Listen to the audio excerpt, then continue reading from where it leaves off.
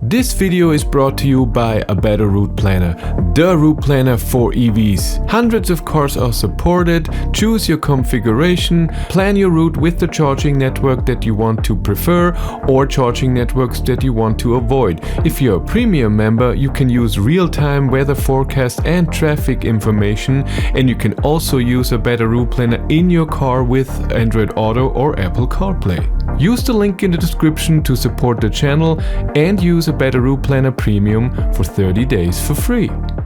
Hello everyone, Skoda revealed a few weeks ago the Skoda Elroq, a new smaller SUV, so smaller than the Enyaq but a bit bigger than the Id.3, and today I want to look at the car a bit more and see the comparison to the Volkswagen Id.3, and I want to see, is the Elroq the better Volkswagen Id.3? What do you get? And we will see there are two amazing advantages of the Elroq to the Id.3, but there's also one big and one small advantage of the Id.3. Let's start with the battery and the motors. And here the two cars are very similar, except for one amazingly big advantage of the Elroq. So in both cars you can have the 52 kilowatt hour battery, the 59 kilowatt hour battery, and the 77 kilowatt hour battery. Where the Id.3 can have a 170 kilowatt motor, but also a 240 kilowatt motor, which is amazing. And here is where the Elroq comes in. The Elroq can be all-wheel drive, where the Id.3 cannot be all-wheel drive. It's always rear-wheel drive. There's no all-wheel drive version in the Id.3, and the Elroq can have that, but only 220 kilowatt, not like the big brother, the Enyaq, with 250 kilowatt. The Id.3 GTX also has a 79 kilowatt hour battery, and I don't know if the Elroq will get that as well at some point, because we see brother cars that getting the 79 instead of the 77 kilowatt hour battery a lot. For example, the Ford Explorer in the UK has 79, but in Germany it's 77. Id.5 has the 79 and something like this, so it's possible that things can change. When it comes to charging or the hardware underneath the hood and everything, I'm pretty sure they're exactly the same. So an Id.3 GTX charges the same as an Elroq 85 with the 210 kilowatt motor. I'm pretty sure it's the same with the other battery sizes, because it's the same platform, it's the same battery, there's no difference. But now let's look at the size, and here I want to compare the Id.3 to the Elroq and then to the Enyaq, because the Elroq is right here in the middle, where the Id.3 is, 23 centimeters shorter, so less space for trunk and the rear passengers. The Enyaq is 16 centimeters longer than the Elroq. When it comes to the width, Elroq and Enyaq are the same. Id.3 is 7 centimeters narrower.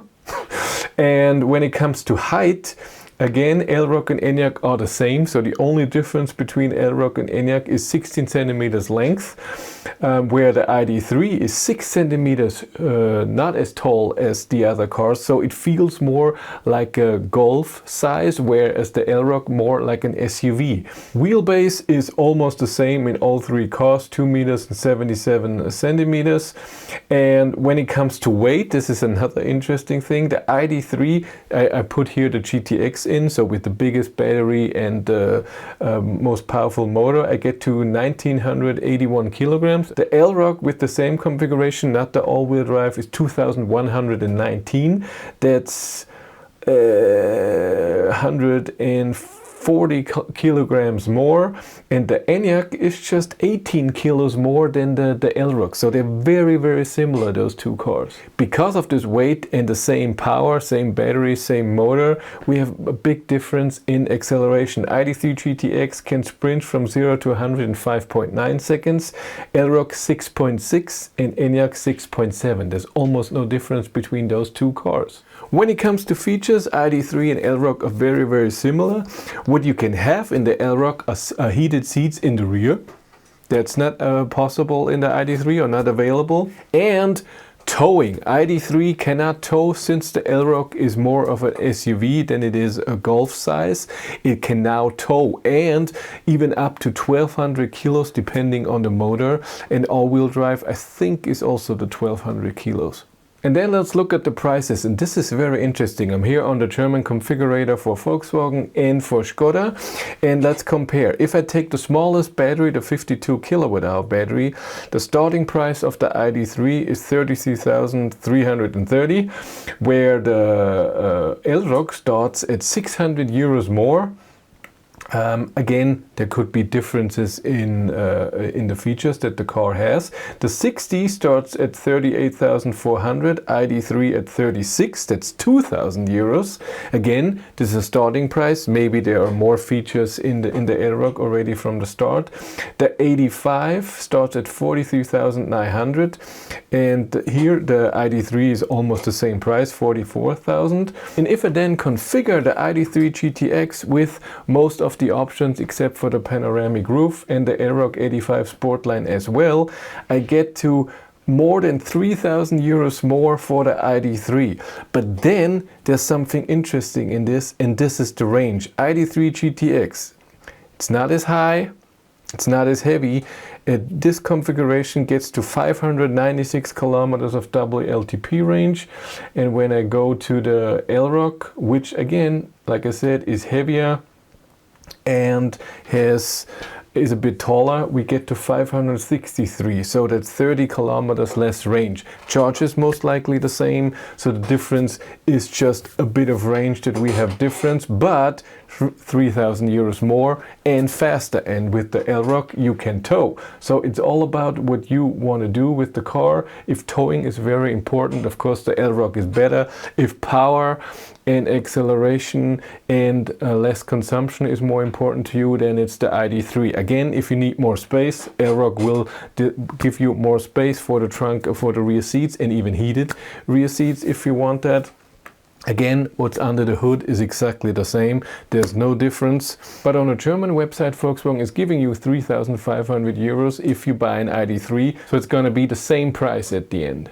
If you do leasing in Germany, then there's a bit of a surprise. If I configure my leasing for the ID.3 GTX 24 months, 10,000 kilometers a year and 0 euros payment up front, and the same for the Elroq, I pay for the ID.3 GTX 640 euros a month, for the Elroq 756 euros, so it's 116 euros more per month if I get the Elroq instead of the ID.3.